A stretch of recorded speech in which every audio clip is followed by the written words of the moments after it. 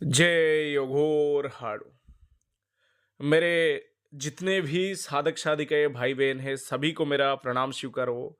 मैं तांत्रिक शाइदास फिर से आज आप सबके सम्मुख एक नया साधना और उसके सही जानकारी आप सबको देने आया हूं। पिछले लाइव वीडियो में हमने एक साधना के बारे में चर्चा किए थे, लेकिन कई सारे साधकों के ज्यादा मांग के चलते हमें उस साधना के विषय में दोबारा वीडियो लेके आना पड़ा।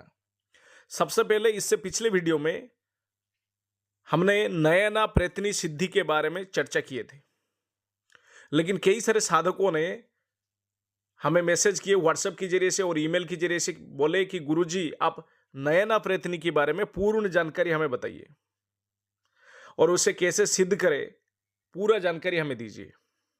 सबसे पहले नयना प्रयत्नी कौन है जानते हैं?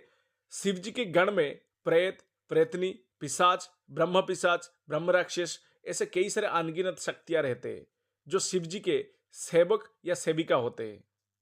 ठीक, तो उनमें से एक है नयना प्रयत्नी जो शिव जी के सेविका है। तो ये साधना करने से क्या लाभ मिलता है साधक को वो जानते हैं। उससे पहले दो चीज मैं आप सबको बताना चाहूंगा। ये जो नयना प्रयत्नी है ये जल्द ही सिद्ध होने वाले प्रयत्नियों में से एक है। ठीक है, जो मुख्य प्रयत्नियों को छोड़ के कई सारे और प्रयत्नी भी है, तो उनमें से ये जो नयना प्रयत्नी है ये जल्द सिद्ध होता है साधक को। ये अपने साधक की मंत्र जाप से जल्द प्रसन्न होके साधक को जल्द सिद्धि प्रदान करता है। और नयना प्रयत्नी ज्यादा पत्नी रूप में जल्द सिद्ध होने की प्रयास करता है। वैसे नयना प्रयत्नी को आप बहन, पत्नी, माता या मुख्यतः जो मुख्य रूप है प्रयत्नी का, प्रयत्नी रूप में भी जो मूल रूप है उसका प्रयत्नी रूप में भी सिद्ध किया जा सकता है। लेकिन नयना प्रयत्नी को पत्नी रूप में सिद्ध करने से ज्यादा लाभ मिलता है। सबसे पहले एक एक करके लाभ जान लेते। सबसे पहले ये प्रत्यक्ष सिद्धि है, यानी आप जब साधना करते हो तो साधना की 8वें 9वें दिन में ये आपके सामने प्रत्यक्ष आके आपको दर्शन देता है। आपकी नंगे आंखों से ये आपको दिखेगा और ये जल्दी सिद्धि होता है। और ये साधना कोई भी कर सकता है। पहला लाभ ये है, बच्चे, बुजुर्ग, किशोर अवस्था, युवक, बुढ़े, औरत, लड़की, बुढ़ी, कोई भी कर सकता है ये साधना। ठीक है, इसके कोई सीमा, उम्र का कोई सीमा मायने नहीं रखता है। दूसरा, ये अपने साधक के लिए सत्कर्म करता है। मान लो किसी व्यक्ति ने नयना प्रयत्नी को सिद्ध कर रखा है और वो साधक नयना प्रयत्नी को आज्ञा देता है कि फलाना व्यक्ति का मारण करो, या फलाना व्यक्ति को मेरे बस में कर दो, या फलाना व्यक्ति का उच्चाटन करो, या फलाना व्यक्ति का विद्वेषण करो। ऐसे जो भी साधक का आज्ञा होगा नयना प्रयत्नी सेवक के रूप में, मतलब सेविका के रूप में अपने साधक की हर आज्ञा का पालन करता है और अपने साधक के लिए सत्कर्म करता है। दो लाभ मैंने गिना दिया। तीसरा, नयना प्रयत्नी इतने ताकतवर होता है कि वो गणाधन अपने साधक के लिए निकाल के लेके आके अपने साधक को देता है और इसका जानकारी भी देता है कि कहां गणाधन भी है।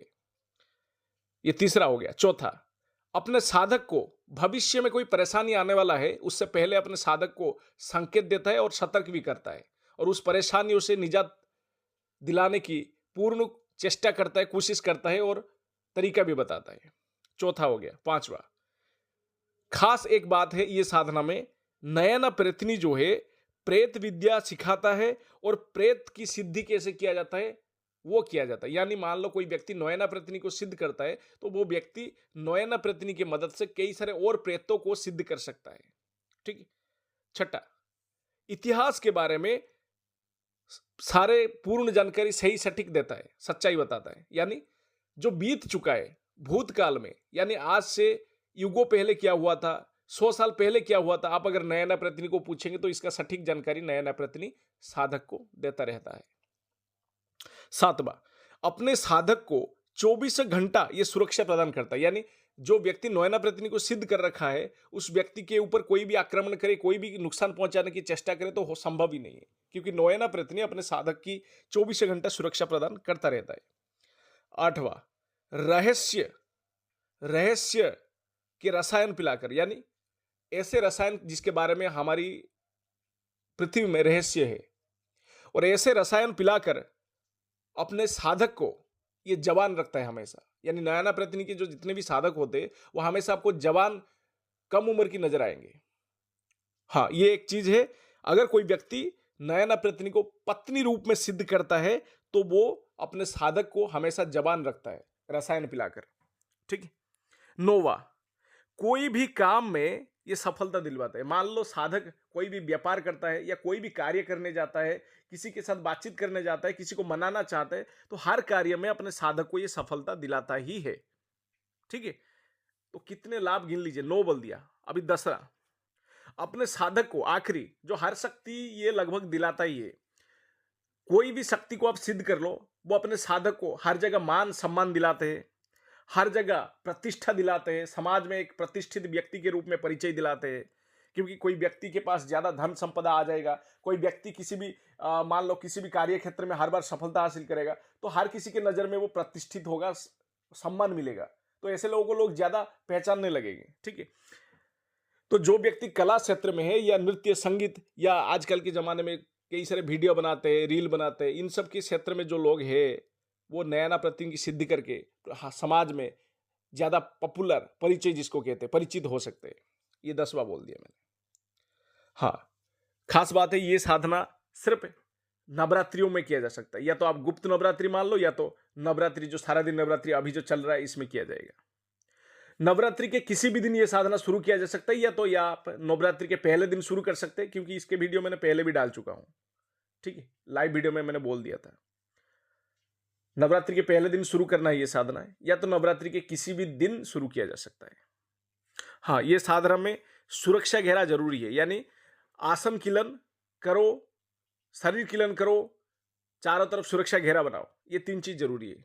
सुरक्षा घेरा, चारों तरफ अपना शरीर का कीलन करना है और आसन कीलन करना है। और हमने इससे पिछले हमारी चैनल में बताया है सुरक्षा घेरा मंत्र, जो सुरक्षा घेरा शरीर कीलन दोनों कराएगा एक ही मंत्र में। सिल्ली सिदिर बजुर के ताला, 700 देवी लुरे अकेला, धर देवीर पटक देवीर पछाड़ देवीर, अरे अरे विभीषण बल देखो तेरा, शरीर बांध दे मेरा, मेरी भक्ति गुरु की शक्ति, स्फूरो मंत्र ईश्वर वाचा। ये जो है सुरक्षा मंत्र है।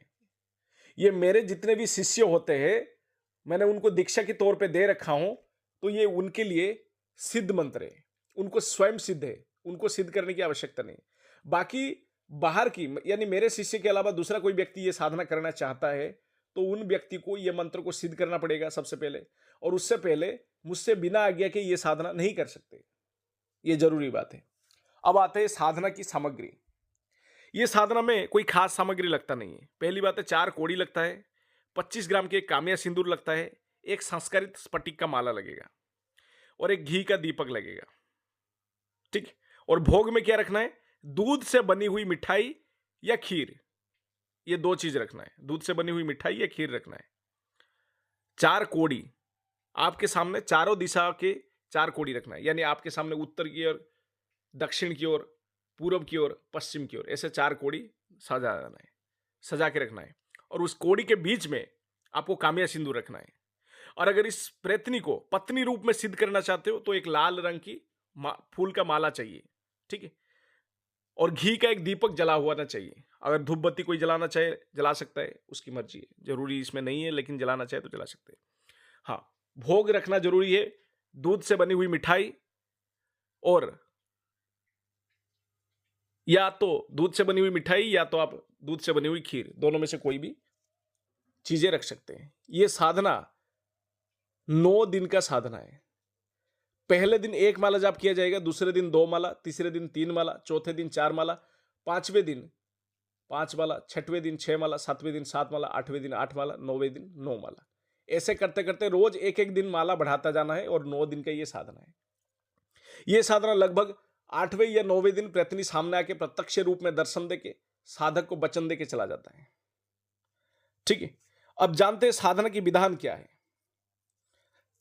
सबसे पहले आपके सामने एक आसन पे खुद स्वयं आप बैठेंगे सुरक्षा घेरा लगाकर, दूसरे एक आसन पे सारा सामग्री रखेंगे, 4 कोड़ी, बीच में कामिया सिंदूर, एक फूल का हार अगर पत्नी रूप में सिद्ध करना चाहते हो, बाकी किसी भी रूप में सिद्ध करने के लिए फूल का हार नहीं चाहिए।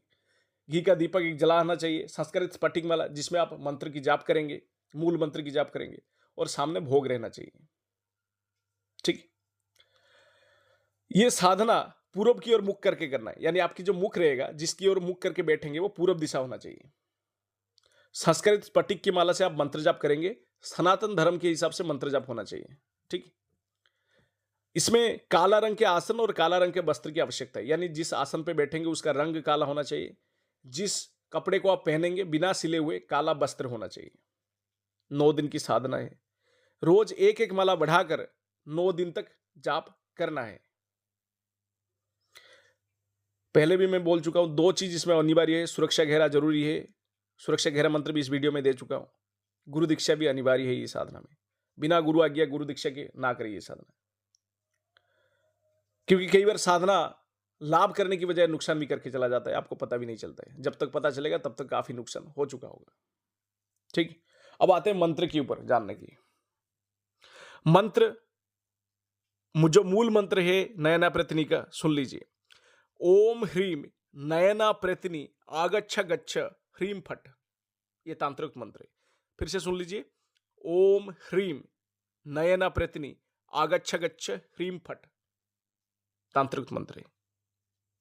हाँ, कोई व्यक्ति चाहता है कि इसको दूसरा किसी भी दिन सिद्ध करना है, तो ये आप शनि अमावस्या या तो चंद्र ग्रहण की रात्रि ये साधना शुरू किया जा सकता है। यानी पहले जो दिन होगा शनि अमावस्या के दिन शुरू कर सकते हैं, या तो चंद्र ग्रहण के दिन। ठीक है। रात्रिकालीन साधना है ये। रात्रि 10 बजे के बाद बैठना है ये साधना में। स्नान आदि से निवृत्त होके साफ सुथरा कपड़ा पहन के बैठना है।